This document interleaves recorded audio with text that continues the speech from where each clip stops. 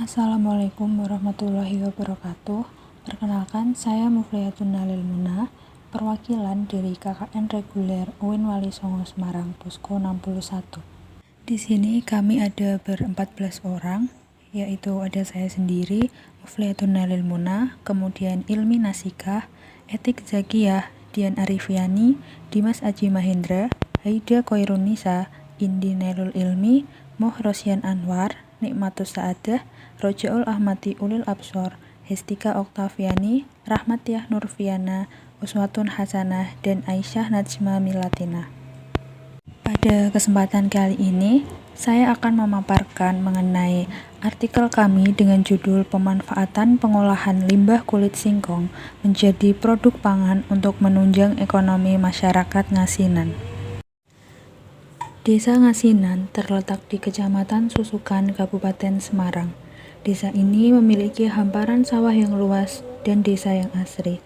Masyarakatnya bermata pencarian sebagai petani dan juga pelaku UMKM. Salah satu produk UMKM yang menjadi ciri khas Desa Ngasinan adalah lempeng yang terbuat dari singkong. Singkong merupakan tanaman tropis yang berkembang biak dan bermanfaat di Indonesia. Faktanya, pengolahan lempeng dari singkong ini selalu menghasilkan limbah, yaitu berupa kulit singkong, yang mana biasanya kulit singkong ini dibuat untuk pakan ternak atau dibuang begitu saja. Melihat melimpahnya potensi kulit singkong di Desa Ngasinan ini menjadi tujuan utama tim KKN UIN Wali Songo Semarang Posko 61 untuk menyelenggarakan sosialisasi dan pelatihan pengolahan limbah kulit singkong menjadi makanan ringan berupa stik. Metode yang digunakan di sini yaitu metode eksperimen dengan tujuan yaitu membina SDM Ngasinan dan meningkatkan keterampilan melalui pelatihan dan pengolahan stik kulit singkong. Pelatihan ini dilaksanakan pada tanggal 8 Oktober 2022 yang mana dihadiri oleh pelaku UMKM produsen lempeng. Sosialisasi yang dilakukan meliputi kandungan pada singkong dan kulit singkong, kemudian bagaimana cara mengurangi kandungan HCN atau asam sianida alami yang terdapat pada kulit singkong, dan juga bagaimana proses pembuatan limbah kulit singkong menjadi stik. Perlu kita ketahui bahwa kandungan gizi yang terdapat pada kulit singkong sebenarnya lebih tinggi dibandingkan dengan umbi singkong itu sendiri. Yang membedakan hanya kandungan gizi air pada singkong lebih tinggi daripada kulit singkong.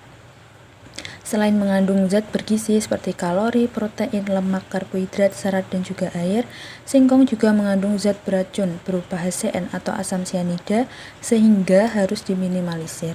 Singkong yang memiliki cita rasa manis cenderung lebih sedikit kandungan HCN-nya. Sebaliknya, jika singkong memiliki rasa yang pahit, maka kandungan HCN-nya lebih tinggi.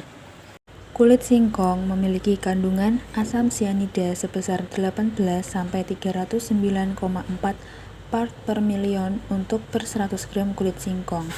Asam sianida ini walaupun diproduksi secara alami namun tetap bersifat toksik sehingga perlu untuk diminimalisir. Batas aman kadar HCN yang terkandung dalam singkong atau yang dapat diterima oleh tubuh kita sebesar kurang dari 50 part per million. Maka untuk dari itu, kita harus meminimalisir dulu kandungan HCN yang terdapat pada kulit singkong. Terdapat beberapa cara yang dapat dilakukan untuk meminimalisir kandungan HCN dalam kulit singkong ini, seperti fermentasi, perendaman, perebusan, pengolahan, dan juga pengeringan. Nah, berikut proses pembuatan limbah kulit singkong menjadi stik, yang mana kita memerlukan beberapa alat-alat sederhana seperti kompor, piring, pisau, saringan, baskom atau wadah, spatula, wajan, dan juga panci. Bahan-bahan yang digunakan di sini juga dapat mudah ditemui seperti kulit singkong, ketumbar, bawang putih, penyedap rasa, minyak, tepung serbaguna, garam, dan juga air. Langkah yang pertama yaitu kita bisa memisahkan kulit singkong putih dengan yang berwarna coklat. Di sini juga kita perlu memisahkan mana kulit singkong yang baik digunakan dan tidak. Seperti adakah bercak-bercak atau tidak, itu juga perlu diperhatikan. Kemudian dibersihkan dengan cara dicuci, disikat, dan juga dibilas dengan air yang mengalir. Langkah selanjutnya yaitu kulit singkong direbus selama 45 menit untuk mengurangi kadar dari asam sianida dalam kulit singkong tersebut. Kemudian, siapkan bumbu ketumbar, garam, bawang putih, dan juga penyedap rasa. Rendam kulit singkong selama 2-3 hari.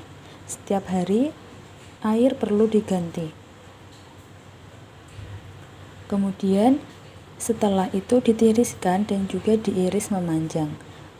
Kemudian dicelupkan pada tepung serbaguna kering, basah, kemudian kering. Setelah dibalur dengan tepung, kemudian dapat digoreng dengan minyak hingga berwarna keemasan.